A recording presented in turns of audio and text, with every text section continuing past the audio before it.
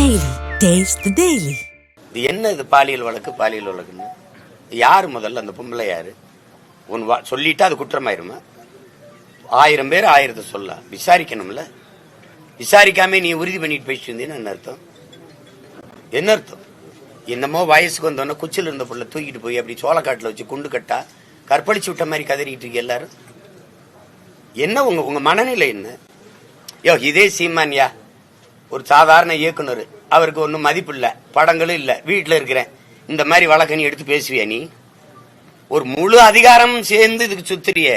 ஏன்னா என்னை பார்த்து நீ நடுங்கிட்ட, என்னை சமாளிக்க முடியல, என்ன செய்யறது தெரியல, நான் எடுத்து வைக்கிற கருத்துக்கு அரசியலுக்கு என்னோட மோதி ஜெயிக்க முடியல. அப்பப்போ ஒரு பொம்பளை கொண்டாந்து முன்னாடி நிறுத்துற தானே. வேற என்ன காரணம் சொல்லு? என்ன இதுல நடக்குது சொல்லு? என்னமோ அப்படியே கல்லூரியில படிச்சிருக்க பிள்ளைய நான் விருப்பமே இல்லாம கடத்திட்டு போய் கற்பழிச்சு விட்ட மாதிரி. என்னங்கடா உங்க நாடகம்?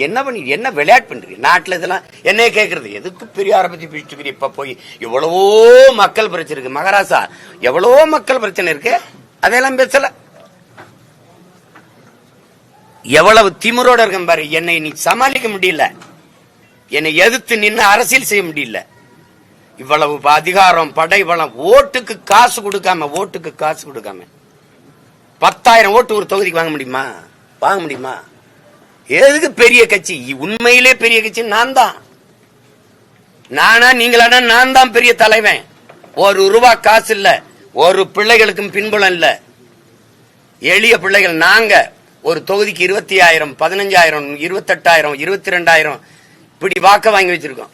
நீங்க நின்னு பாருங்க தனியா. 234 வேட்பாளர் போடுங்க பாப்போம். திமுக போடுங்க. இந்தியாவின் நம்பர் 1 முதல்வர் போடுங்க. 234 போடணும். ஆனால் தனியா போடணும்.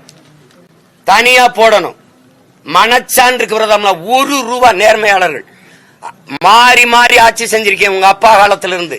நீங்க உண்மையிலேயே மனச்சான்றுக்கு விரோதம் இல்லாம இந்த மண்ணுக்கு மக்களுக்கு நல்லது செஞ்சது உண்மையானால், சத்தியமானால் அதையே சொல்லி வாக்குக்கு காசு கொடுக்காம வாக்கு வாங்கி காட்டணும். என்னைய தாண்டி காட்டணும். இந்த எளிய மகனை நீ வென்று காட்டணும்.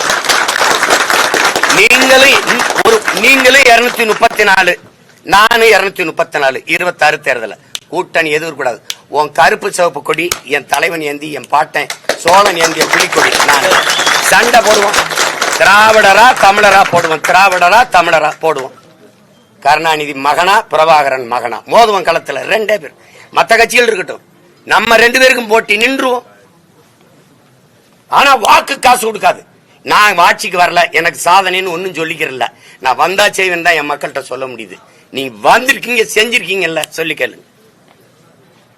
உங்களை மாதிரி உங்க அப்பா முதலமைச்சர் அப்படி நான் வந்தவன் இல்ல. சாதாரண விவசாயி மகன். எனக்கு ஒண்ணும் கிடையாது. மக்களிடம் இருந்து மக்களின் துயர துன்பங்களை சுமந்து மக்களுக்காக வந்த மகன்.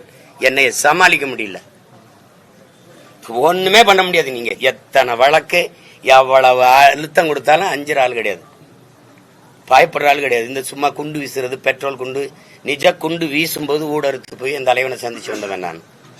எனக்கிட்ட வந்து பூச்சாண்டி எல்லாம் விட்டுறணும். வருவேன்னா வருவேன், 11 மணிக்கு வந்தேன் முடியாது, நான் நினைக்கும் போதுதான் வருவேன். பாதகம் செய்பவரை கண்டால் நாம் பயம் கொள்ளலாகாது பாப்பா. மோதி மிதித்து விடு பாப்பா, அவர் முகத்தில் உமிழ்ந்து விடு பாப்பா. அண்மை செய்திகளை உடனுக்குடன் தெரிந்து கொள்ள இணைந்திருங்கள் எம் நாடு தொலைக்காட்சியுடன்.